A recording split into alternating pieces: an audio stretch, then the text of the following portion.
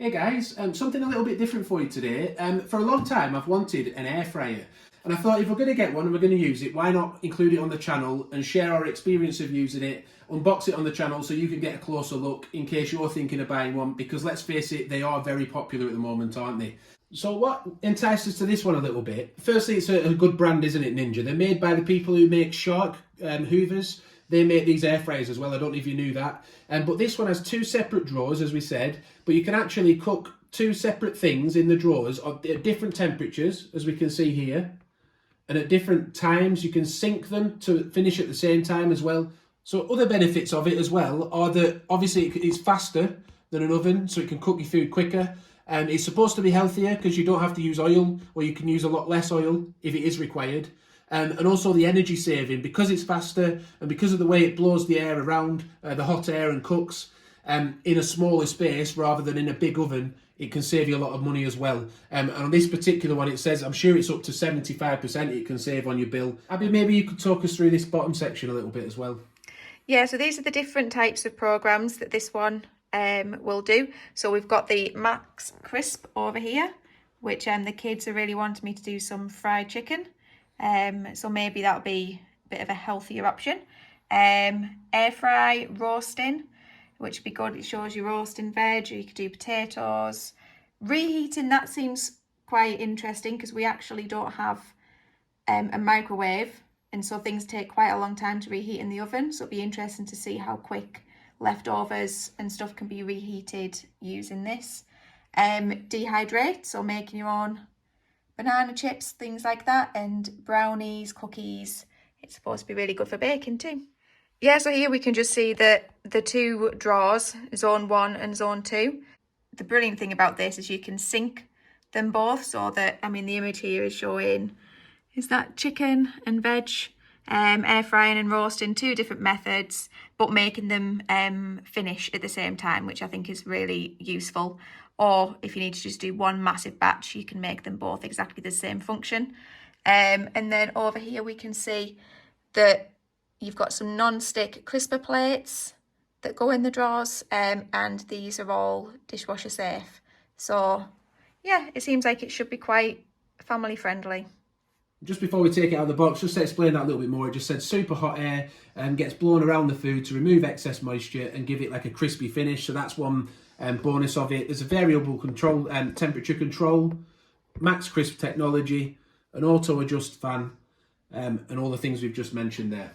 This is a 7.6 litre version. They do a bigger version, which I was tempted by. Subscribe to the channel and we may unbox one of those in future if this one doesn't prove to be big enough for the family. We're looking for 2 crisper plates, and also a chef created recipe guide should be in there as well. But yeah, like I say, if this video gets enough likes and things, then we might venture on and try the bigger one at some point as well. So do subscribe. Now, it is big, isn't it? So we'll start opening it up. It is a big thing, which is one of the things that made me a bit wary of getting an air fryer, because I thought, are we going to have enough room for it in the kitchen? But we've made space for it, so we thought we'd give one a go. So there's an envelope inside, which has got the quick start guide. Let's have a quick look at that. What's in there then? Just little basic instructions on how to use it. Some of the things you can do: spicy Italian hot dogs, sweet potatoes, sausage hash, fried pork. So lots of recipes there to get you going, which is important really, isn't it? Because if you've never used one of these before, it can be quite difficult to understand and what you can do with it, what you can use it for. We've got the manual.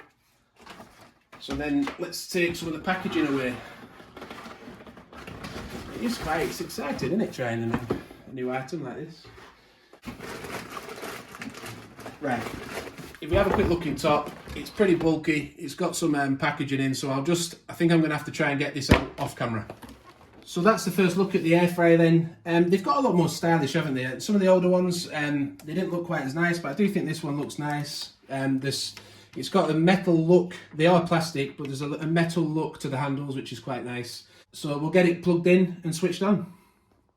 Right, so we've got the manual out, so showing us what to do before first use and getting to know the buttons a little bit better. But I can see the on button, so I'm going to press that just to hopefully make sure it's all working okay. Yeah, so that's working all right. So I don't know if you had this experience, if you've got an air fryer for the first time, did you open it up and think, what now?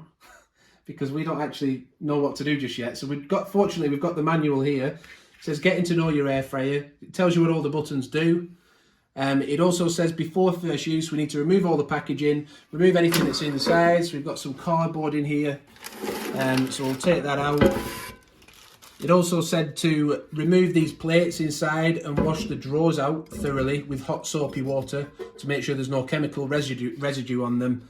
It does say that this plate inside and the drawers are the only parts of it that are dishwasher safe, so do bear that in mind. That was all listed here, by the way, just in case you wanted to pause it and have a look at that.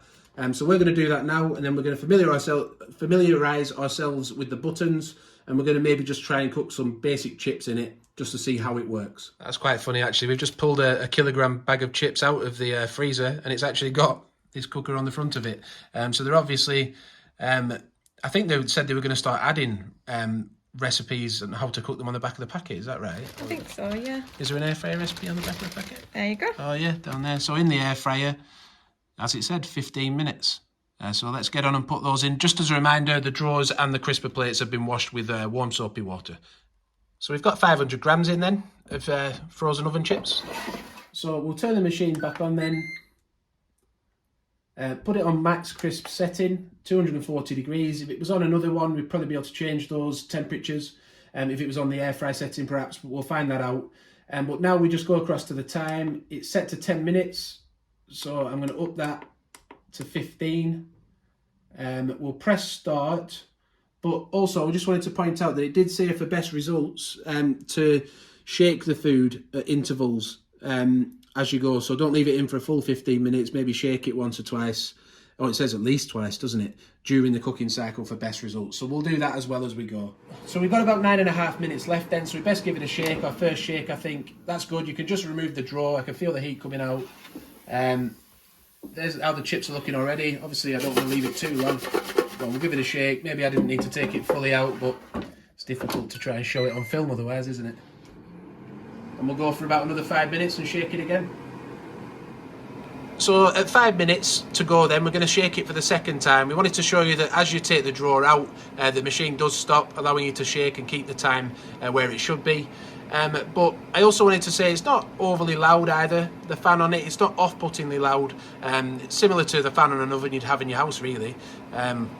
So yeah, when the clock runs down to 5 minutes, we'll shake it for the second time.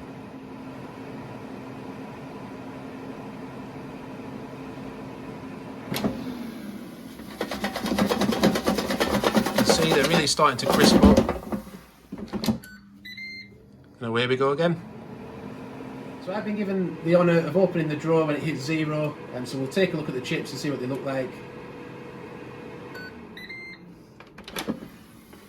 Wow, so they really are crispy those, aren't they? Yeah, so a quick look inside. Wow. Yeah. Nice that. You said they'd take a lot longer in the oven, didn't you? Yeah, in the oven they always take longer than the packet says. To get them a nice crispy kind of. They look really good, and you can still hear them sizzling away. Yeah, you thought maybe about 25 minutes to half an hour for a chip of that size in the oven to get them as crispy as that.